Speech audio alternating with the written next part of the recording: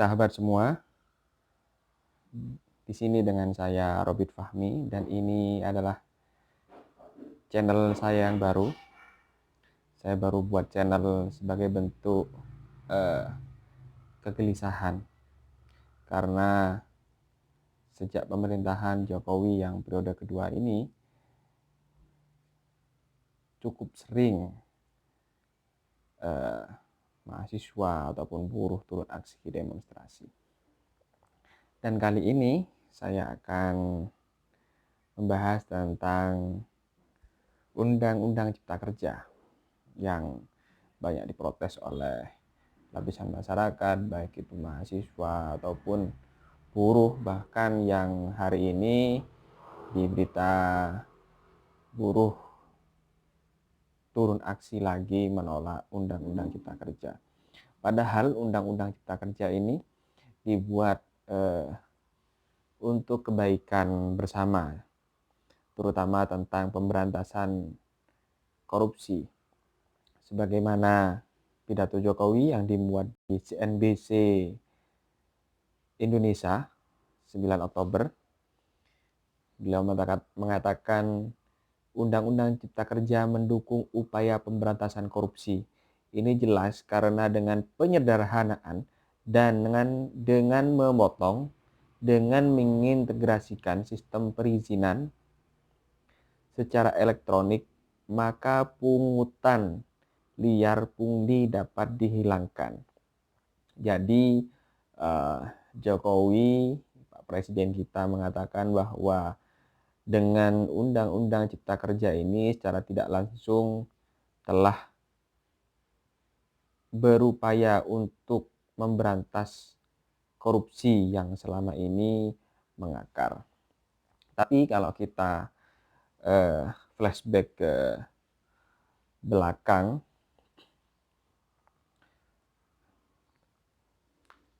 sebetulnya kalau memang Bapak Presiden komitmen untuk melakukan pemberantasan korupsi, seharusnya beliau lebih memperkuat keberadaan KPK, Komisi Pemberantasan Korupsi.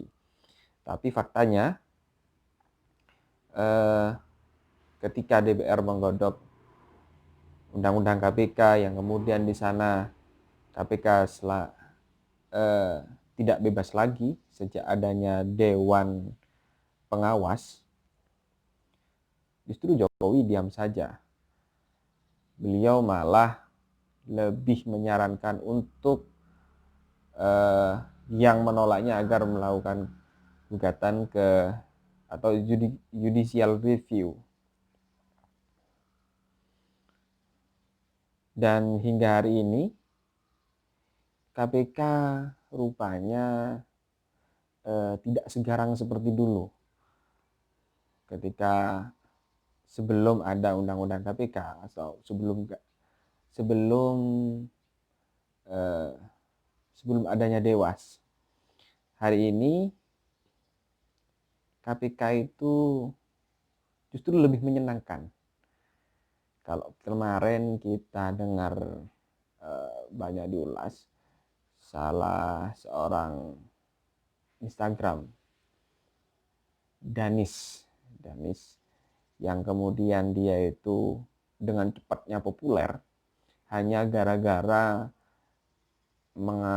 mengupload konten di Instagramnya bahwa dia sedang berkumpul, dia termasuk golongan orang yang kaya, kemudian dia meremehkan orang-orang yang nongkrong di pinggir jalan. Seketika Danis namanya melambung dan katanya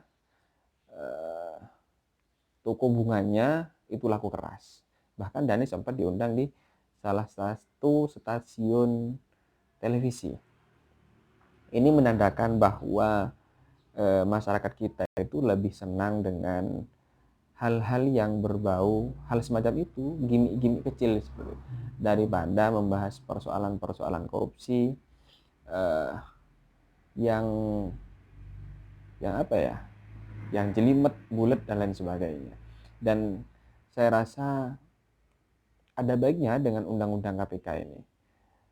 Dengan adanya Dewas, kemudian KPK lebih diawasi, tapi sekarang ini justru KPK itu bukan dikenal garang dalam pemberantasan korupsi. Ini di berita terbaru, wowkeren.com, mantan ketua KPK Laude M. Syarif mengkritik pengadaan mobil dinas baru dengan harga selangit untuk pimpinan KPK saat ini. Nah, terus kemudian mana lagi ya? Rupanya mobil dinas baru yang dianggarkan 5 miliar. Bayangkan, saya rasa Denis Karista kemarin itu akan kalah dengan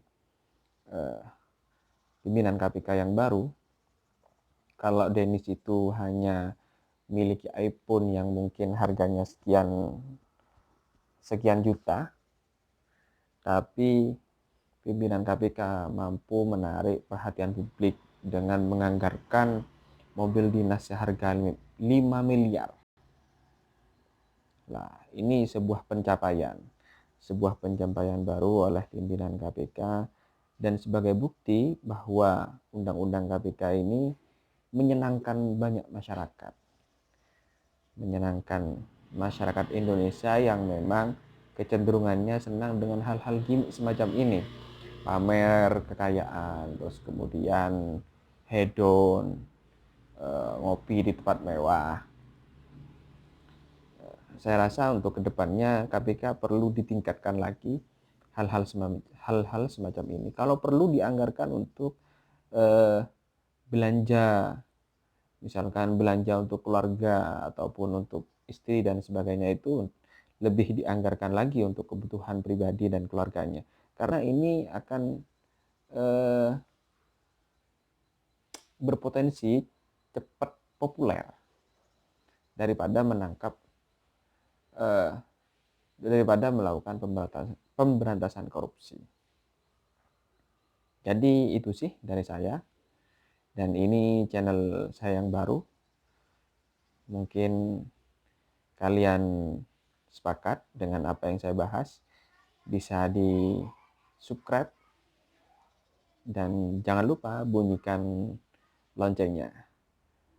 Saya bukan aktivis. Taufiq Fahmi, salam pergerakan.